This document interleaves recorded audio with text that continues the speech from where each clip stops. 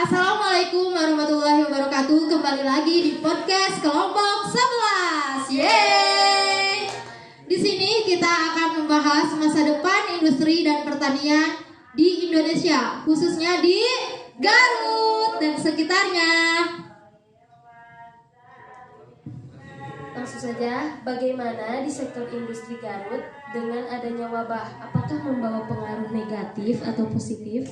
Ya, selama 2 tahun, kurang lebih 2 tahun ya adanya pandemi seperti ini, di Garut itu alhamdulillah merasakan dampak yang sangat positif bagi industri dan pertaniannya. Sebab daerah lain yang biasanya mengimpor sayur dari luar negeri beralih mengambil dari dalam negeri. Sebenarnya dengan adanya wabah ini, pertanian kita diuntungkan. Karena beberapa provinsi yang tadinya mengimpor dari Cina, sekarang alhamdulillah sudah beralih permintaannya ke Kabupaten Garut. Contohnya ya, yang di Batam yang biasanya mengimpor beberapa jenis sayuran dari Cina, saat ini mengimpor dari Garut. Sangat-sangat luar biasa sih untuk pertanian Garut sekarang. Nah, ngomong-ngomong, Garut kan kedatangan Dirjen Hortikultura Kementerian Pertanian Republik Indonesia. Dalam rangka apa sih Dirjen Hortikultura itu datang ke Garut?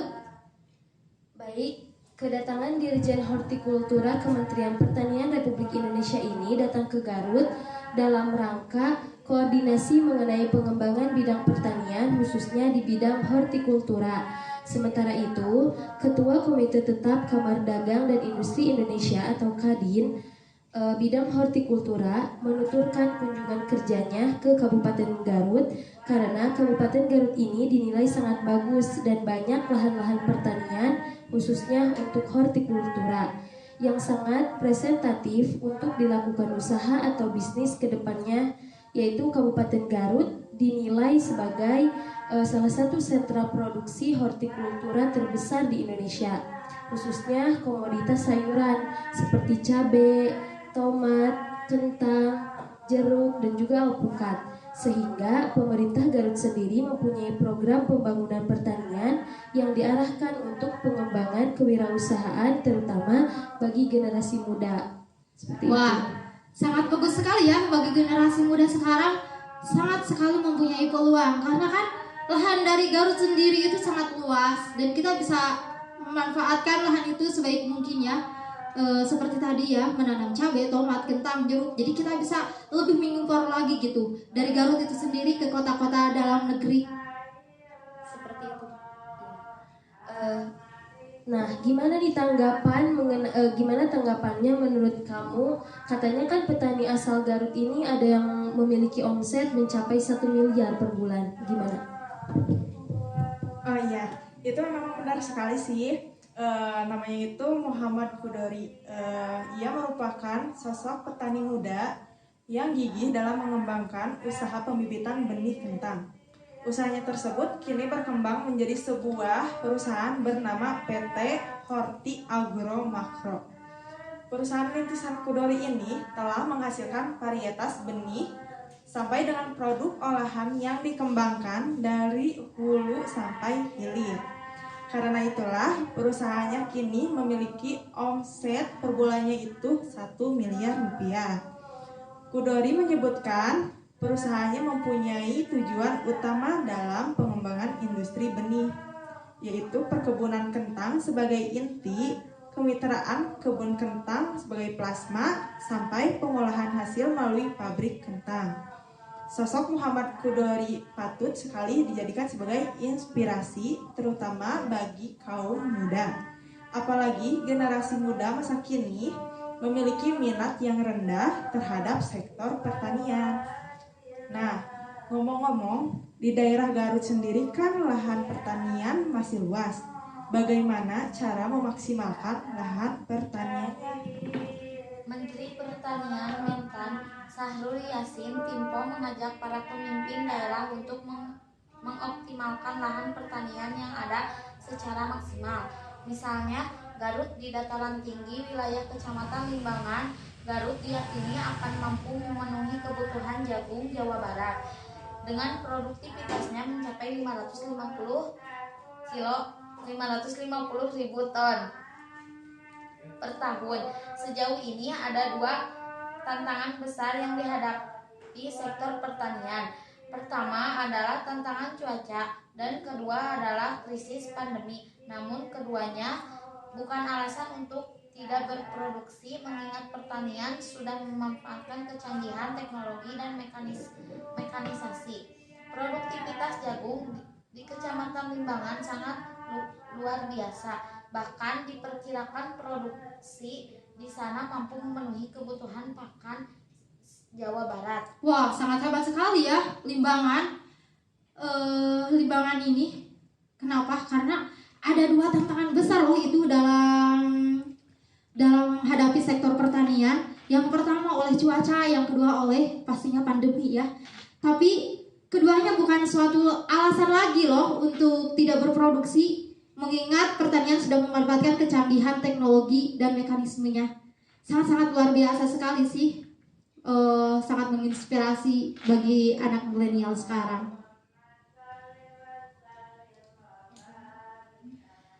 Katanya produk bambu asal Garut tembus pasar Asia hingga Eropa. Itu bagaimana? Ya, benar sekali. Jadi, produk bambu asal Selaawi, Kabupaten Garut, Jawa Barat ini mampu menembus pasar internasional seperti negara-negara di Asia, Australia, dan juga Eropa. Nah, untuk Asia, negara yang sudah menjadi langganan itu diantaranya Thailand, Singapura, dan juga Korea.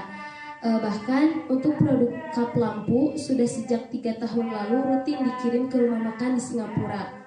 Bambu merupakan salah satu tumbuhan yang memiliki nilai ekonomis yang tinggi, apalagi banyak kerajinan berbahan dasar bambu yang ketika diolah bisa memiliki nilai jual yang lebih tinggi. Kita memiliki potensi produktivitas bambu 4 kali lebih besar, artinya pendapatan kita para petani bisa lebih besar. Pengadaan bibit bambu harus melibatkan masyarakat sehingga tercipta efek ekonomi padat karya. Karena komoditi bambu dari Selaawi ini merupakan komoditi utama di Jawa Barat. Jadi kita selaku masyarakat Garut harus terus mengembangkan dan menjadikan Kecamatan Selaawi ini sebagai percontohan untuk pembibitan bambu seperti itu. Ya, sangat menginspirasi sekali sih Limbangan yang komoditas jagung, Limbangan Selaawi yang membuat bibit-bibit bambu hingga ke mancanegara. Wah, sangat menginspirasi ya. Nah, lalu gimana nih tanggapannya mengenai Pesona Budaya Garut 2020? Perkuat branding industri ekonomi kreatif Swiss Panjapa. Ya, Garut memperkuat branding industri ekonomi kreatif melalui Gebiar Pesona Budaya Garut 2020. Event ini juga menjadi rangkaian pesta Hari Jadi Garut yang ke-207. Tema besar yang diangkat Garut Rencek Panjapa. Temanya Garut Rencek Makarya Mawara Harja. Artinya Swiss Panjapa terus berinovasi menghasilkan beragam karya kreatif dan produktif. Muaranya terciptanya kesejahteraan dan kemakmuran bagi masyarakat Garut itu sendiri. Swiss Panjapa memiliki beberapa identitas produk seperti kuliner, fashion, hingga beragam olahan kulit dan bambu. Garut juga populer sebagai penghasil batu akik yang berkualitas ya. Garut terus mengeksplorasi aneka produk kreatifnya agar diterima di pasar. Beragam produk ekonomi kreatif menjadi daya tarik lain bagi industri pariwisata. Untuk itu, Garut pun terus berinovasi agar produk yang dihasilkan semakin unik dan berkualitas. Dengan begitu, serapan dari produk yang dihasilkan akan semakin optimal di pasaran. Industri ekonomi kreatif Swiss Panjapa yang populer untuk kuliner adalah dodol Garut. Yang pastinya kalian tahu ya, dodol Garut itu sangat makanan yang populer sekali. Meskipun kita belanja dodol di Jakarta, tapi disebutnya dodol Garut, iya kan? Benar. Iya, benar sekali. Karena itu sudah menjadi ikon dan identitas dari wilayah Garut tersendiri. Kita sangat bangga sekali sih jadi orang Garut ya. Nah, bagaimana sih? Kan di Garut tidak hanya dodol tuh. ada juga penyama kulit. Bagaimana dengan pelaku usaha penyama kulit di Sukaregang? Katanya sudah 2 kali dihantam dan mengalami kemerosotan penjualan hingga separuhnya oleh pandemi ini. Bagaimana tuh? Itu memang benar sekali sih. Pertama, yaitu oleh gempuran produk yang berasal dari Cina. Kemudian yang kedua yaitu karena adanya pandemi COVID-19 ini. Melalui Gebiar Pesona Budaya Garut 2020, produk tersebut akan terus didorong kaya dengan produk kreatif yang dihasilkan mulai dari ikat pinggang, jaket, tas, hingga dompet. Produknya berkualitas dengan desain menarik, kemudian ditambah dengan harga yang sangat kompetitif. Salah satu sentranya yaitu berada di Sukaregang. Kemudian Swiss Panjapa pun semakin kreatif dengan produk olahan serat bambunya loh. Salah satu sentra kreatif ini berada di Selaawi. Salah satu produknya berupa alat musik yaitu celentu, perkakas rumah tangga, dan coiling bambu. Potensi menarik Garut lain yaitu berupa batu akik. Varian batu akik seperti pancawarna bahkan menembus pasar mancanegara loh, seperti Rusia, Singapura, Malaysia, dan Thailand. Seperti itu. Wow, jadi Garut ini ya sangat-sangat sekali banyak menghasilkan produk-produk hingga mancanegara. Seperti yang tadi disebutkan batu akik juga loh, itu sampai ke Rusia, Singapura. Wow, hebat sekali ya. Dengan adanya ini kita generasi milenial atau generasi muda tentunya kita termotivasi atau menginspirasi diri kita ya untuk orang lain juga bisa, kenapa kita enggak sebagai mahasiswa gitu ya kan? Dari materi yang kita bahas yaitu masa depan industri dan pertanian di Indonesia khususnya di Garut, semoga kalian tidak puas dengan apa yang kita sampaikan dan kalian cari-cari tahu lagi tentang informasi yang ada di Garut. Jadi seperti apa industri dan pertaniannya. Sekian dari kita semua karena durasi sudah lebih dari 10 menit. Mohon maaf bila ada kesalahan. Jangan lupa di like, di komen, and subscribe. Sekian, wabillahi taufiq wal hidayah. Wassalamualaikum warahmatullahi wabarakatuh. Bye.